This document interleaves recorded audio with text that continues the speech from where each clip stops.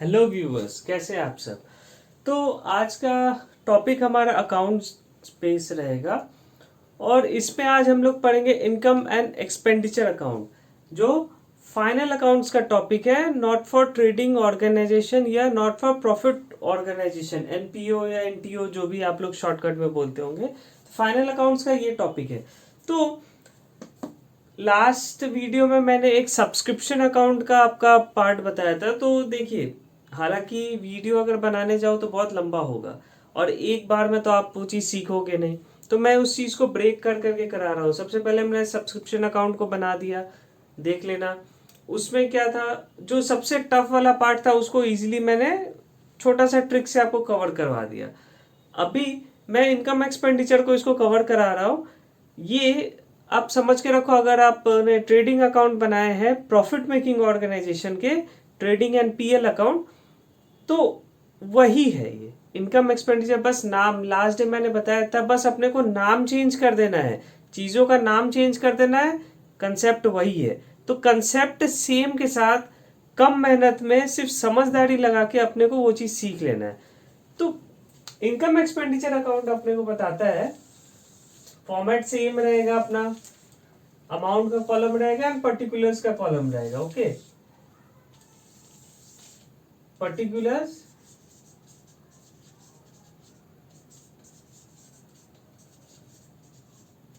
Amount, जो currency रहेंगे उनके वैल्यूज, डेबिट, क्रेडिट। ये बहुत ही इंपॉर्टेंट चीज है।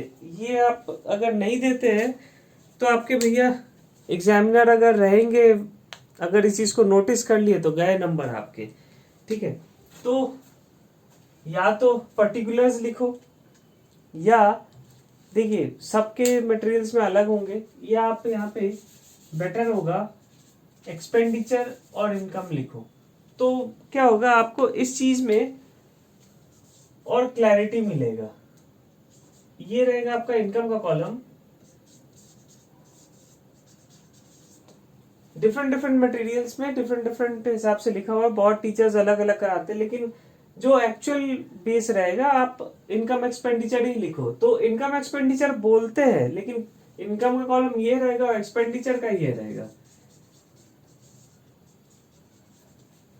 एक सिंपल शब्दों में मैं बता दूं, यहाँ जितना रहेगा ये सारा एक्सपेंडिचर का कॉलम रहेगा, ये सारा इनकम का कॉलम रहेगा। बस आपको ये दिमाग लगाना कि कौन सा अपना इनकम है, जो आप फर्म के लिए, जिस भी फर्म के लिए ये बना रहे हैं, जो नॉन प्रॉफिट मेकिंग ऑर्गेनाइजेशंस है, तो उसका इनकम का सोर्सेस कौन सा है, एक्सपेंडिचर का सोर्सेस कौन सा है। यहाँ पे cash and non cash expenses and income सारा नोट होगा। जैसे कि प्रॉफिट एंड लॉस अकाउंट में आपने डेप्रिसिएशन, नॉन कैश एक्सपेंडिचर्स है, वो भी आता है, यहाँ पे भी आएगा क्योंकि वो नॉन कैश है।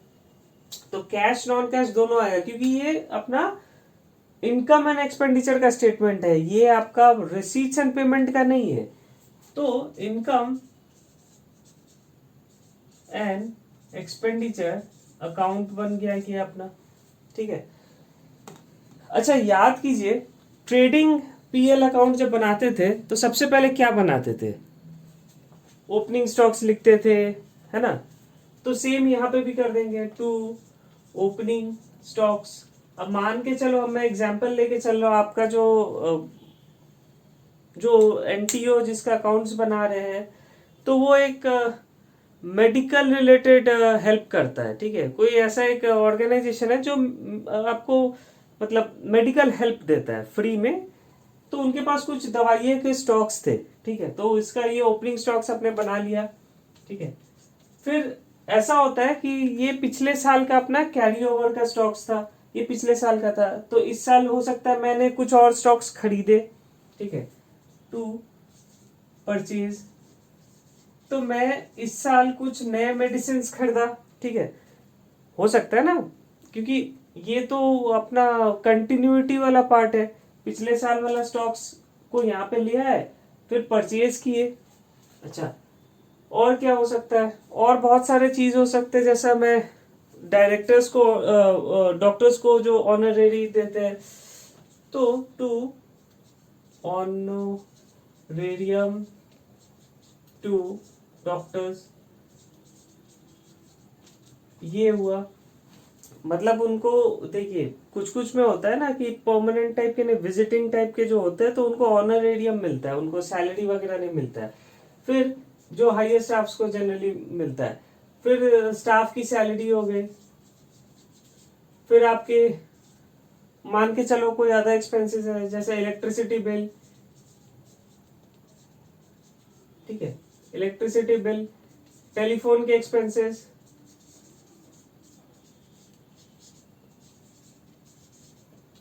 ये अपने जितने भी एक्सपेंसेस रहेंगे, जितने भी, ठीक है, वो सारे यहाँ पे आएंगे। To depreciation.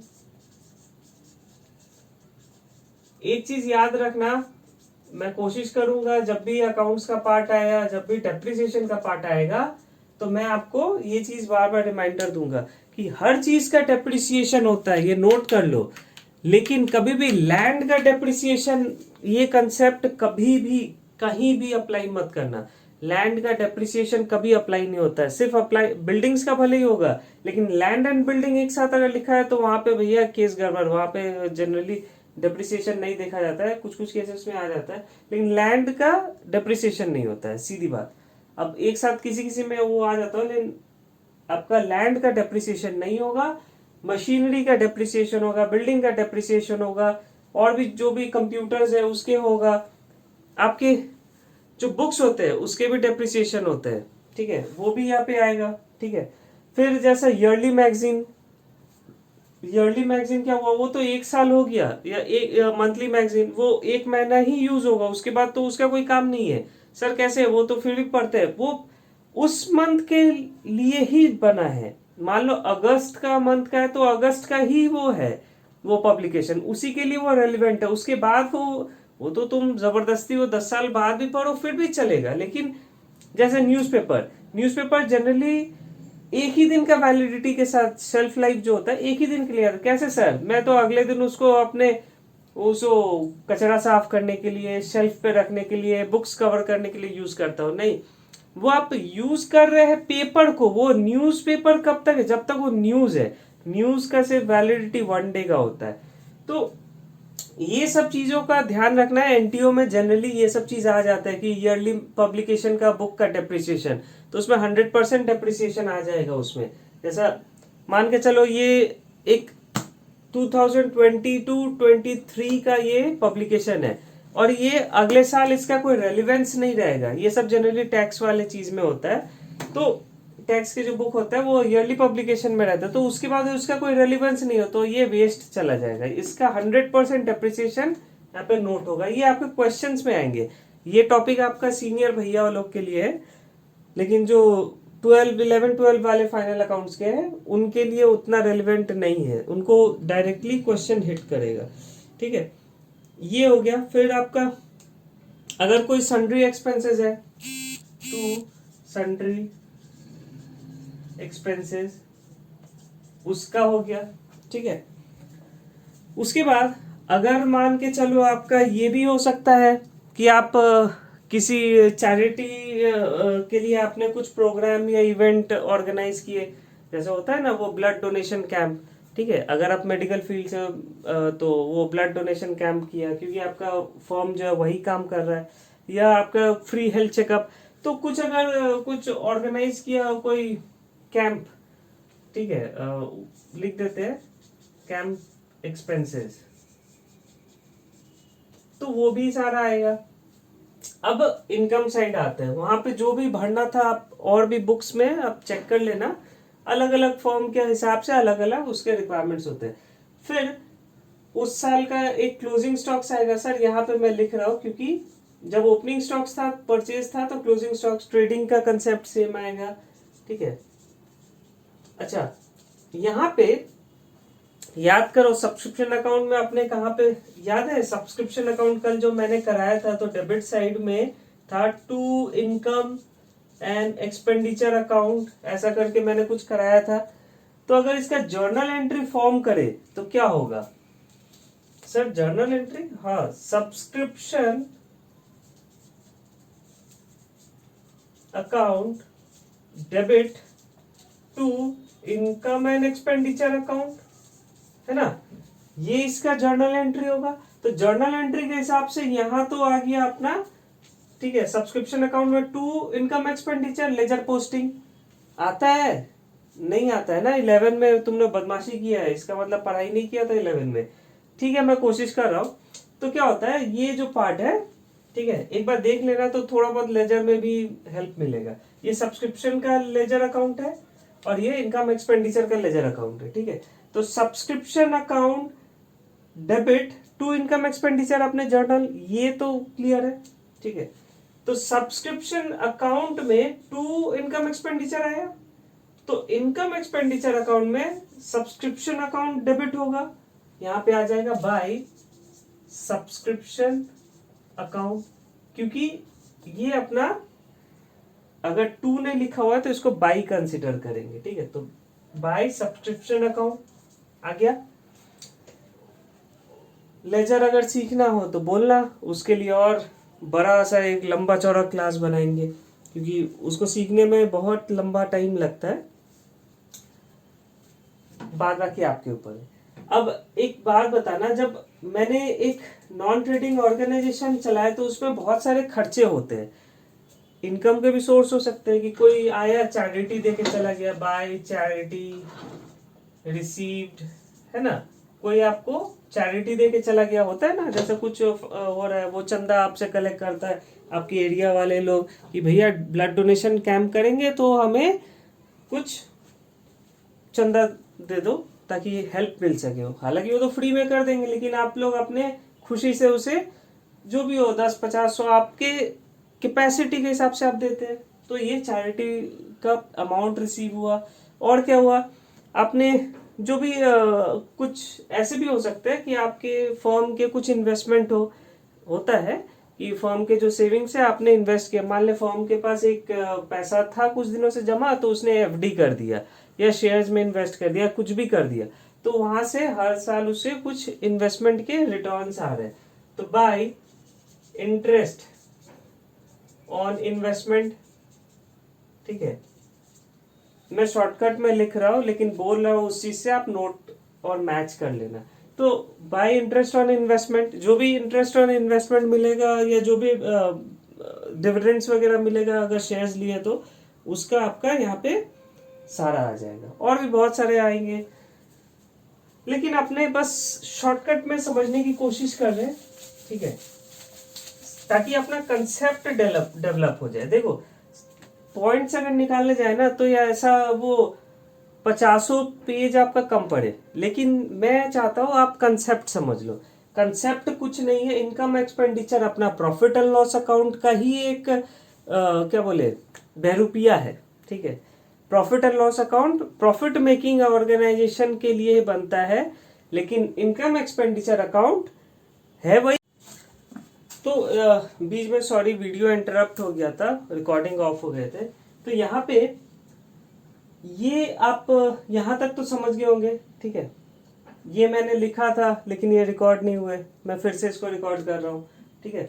यहाँ तक तो आप समझ गए होंगे। अब जब आपने बैलेंसिंग करेंगे ना इसको कि आखिर फाइनल आंसर आया क्या, तो वहां पे लिखेंगे, मान लो बैलेंसिंग किया, ये साइड ज्यादा आया ये साइड कम आया, तो इस साइड अपने बैलेंसिंग अमाउंट लिखेंगे, ये डिफरेंस फिगर, ठीक है।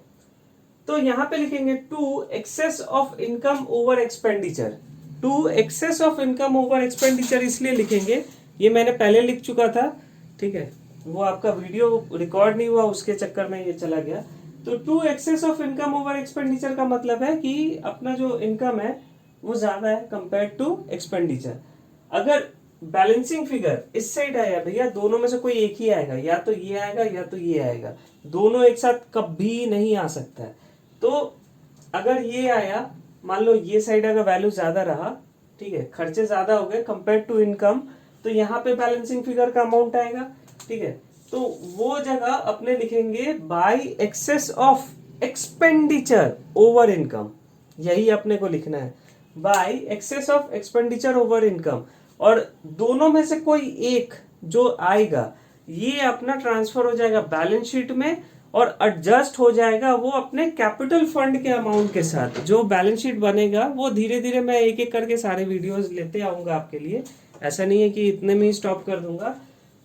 सब्सक्रिप्शन अकाउंट देख लेना, वो पार्ट समझ में आएगा। ये पार्ट देख लेना इनकम एक्सपेंडिचर का, ये हो गया। मैं नेक्स्ट कोशिश करूंगा रिसीट्स एंड पेमेंट का लाने का, वो भी हो जाएगा। फिर एक दिन बैलेंस शीट करेंगे और फाइनल एक क्वेश्चन करेंगे, उसमें कोशिश करूंगा मैं डायरेक्ट अगर कॉपी से ही उसको अगर लिख के कर सकूं, ठीक है, तो उसमें आपका वो क्लैरिटी भी रहेगा और मैं बुक के साथ क्वेश्चन दिखा भी पाऊंगा। तो इसको शॉर्टकट में फिर से एक बार देख लेते हैं। इनकम एक्सपेंडिचर अकाउंट एनटीओ का एक ऐसा पार्ट है जो प्रॉफिट एंड लॉस दिखाता है। हालांकि हम लोग प्रॉफिट एंड लॉस नहीं बोलते क्योंकि not for profit making organization, यहाँ पे बोल ही दिया कि प्रॉफिट बनाने के लिए बिजनेस नहीं कर रहे, यहाँ पे चैरिटी पर्पस के लिए कर रहे। तो इनकम एक्सपेंडिचर अकाउंट, तो एक्सपेंडिचर का सारा कॉलम डेबिट साइड, इनकम का कॉलम सारा क्रेडिट साइड। वो गोल्डन रूल कुछ याद है क्या? इनकम डेबिट होता है ना क्रेडिट होता है, ऐसा कुछ बोला था आपने? हाँ सर, इनकम तो हमेशा क्रेडिट होता है और एक्सपेंडिचर हमेशा डेबिट होता है, ऐसा कुछ है कंसेप्ट। तो ओपनिंग स्टॉक ये ट्रेडिंग वाला पार्ट है, ओपनिंग स्टॉक टू परचेज, और यहाँ पे क्लोजिंग स्टॉक्स करके डाल दिए। सब्सक्रिप्शन अकाउंट वो वहां से कैरी फॉरवर्ड हुआ, जर्नल एंट्री में मैंने बताया आपको।